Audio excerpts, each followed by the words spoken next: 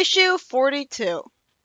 Sonic and Knuckles find a giant ice egg in Ice Cap Zone, and Sonic smashes inside with super speed since it's faster, immediately finding Eggman.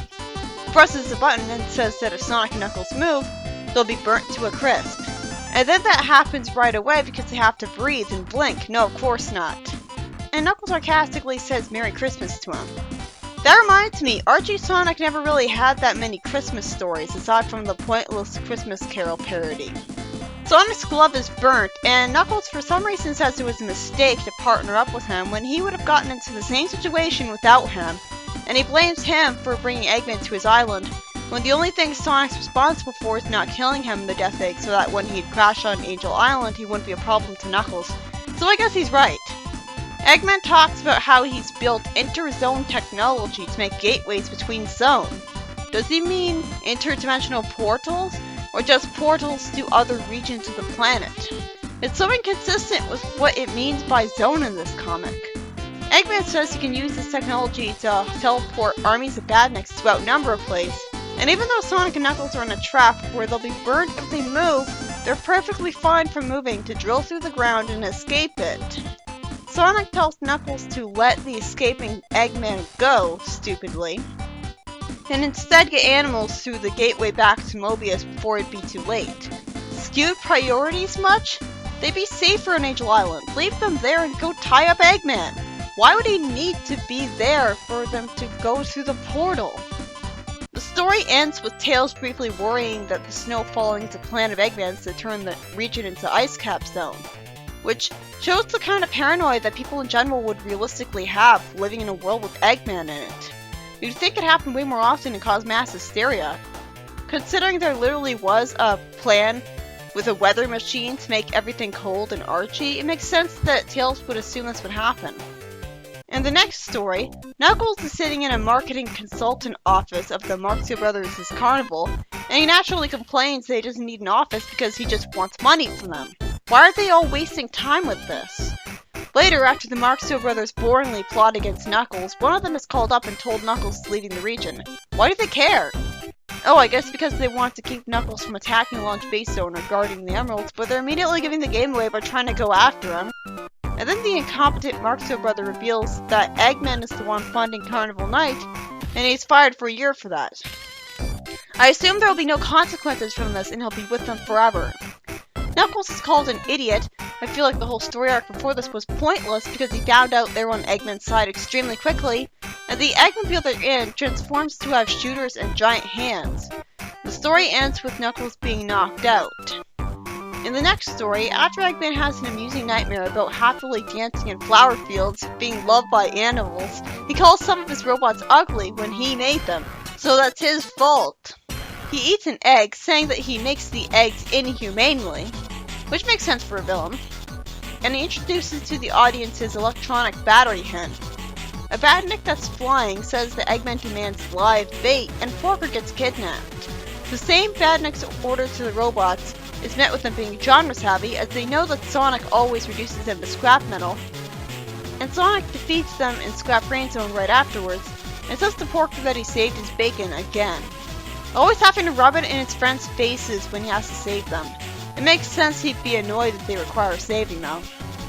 Eggman says that the badniks that fail will go to the melting pots for being useless, as he's told that Sonic freed some prisoners. Oh, he's not wasting minions because robots that fail to stop Sonic are melted down to make better robots.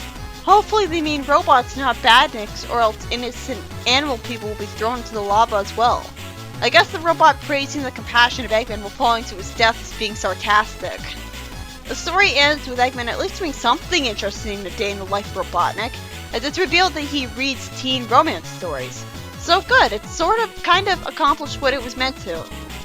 In the next story, where I see Porker wearing a black leather jacket with Sonic's face on it again because Sonic's arrogance makes him wear it and he's compensating for his cowardice with badass clothes, Sonic calls Tails little buddy, and Sonic jokingly accuses Tails of being afraid because he wasn't there on the mission. Tails decides not to tell Sonic the truth, saying, "Never mind. I think I need some fresh air." That was mean, Sonic. You'd think moments like these would add up for Tails, and all of that simmering resentment for Sonic would burst out of him. And Sonic just says to Johnny that Pixel Brain knows him only pulling his leg. Now where was I? None of his friends call him out on anything. I guess Johnny just did, meekly and briefly, but we didn't get to see it. He just surrounds himself with passive enablers. Then Tails takes a walk outside of the caravan while showing exactly how insecure Sonic's made him with his abuse. He thinks, I can't blame Sonic for laughing at me. It's just what I deserve. Then that's promptly dropped as he instead regrets writing those letters to his family in the Nameless Zone that didn't want to be with him to raise him for some weird reason. I'm expected to believe that he never meant to say he was the hero of Mobius. Right, sure, that's why they call Sonic just his assistant. Tails thinks that he just wanted his family to be proud of him. I guess they weren't proud of him for so long because he has two tails, but we'll never get to see that as an explanation. And after a panel's wasted a recap of his earliest time in the Nameless Zone, Johnny asks him if he wants to come fight some badniks in Hilltop Zone while saying they could use his help. The story ends with Tails being whisked away to the Nameless Zone, and the ending being enraging yet again as Sonic just assumes Tails went to hide, saying as everyone's mad at Tails, keen to hide behind a rock somewhere, do you mean? Told you he had a pixel loose. And he decides to go there without him again. The first story was by Lou Stringer, and was about Sonic and Knuckles being trapped in a trap in Ice Cap Zone that burns them when they move, but then they just easily drill out of it even though that requires moving, and we clearly saw Sonic's glove get burnt from the slightest movement earlier. So that was lazy. It's stuff like this that makes me so cynical about this comic. We could have had just one of them get captured in that trap and be saved by the other one, or have both be captured and some other people save them. And then they just let Eggman get away, when I don't see why they need to be there to get the civilians home. What's more important, getting civilians home or imprisoning Eggman? The next story, by Nigel Kitching, rendered all the previous stories about Knuckles with the Marxo brothers pointless because after all that build-up, instead of getting money, he instantly finds out there was Eggman and he gets attacked by Mecha Bears. I hope Knuckles will at least make off with all their money afterwards so he can get what he originally wanted from this whole deal. Or else this is all just some overly predictable arc that didn't need to be an arc at all. They could have just immediately attacked him with a mecha. The story by Mark Miller is a complete waste of time, squandering the chance to show Eggman in his normal daily life humanizing him because it just shows him doing what he always does, rather than fleshing out his character, until the very end where we see that he reads teen romances.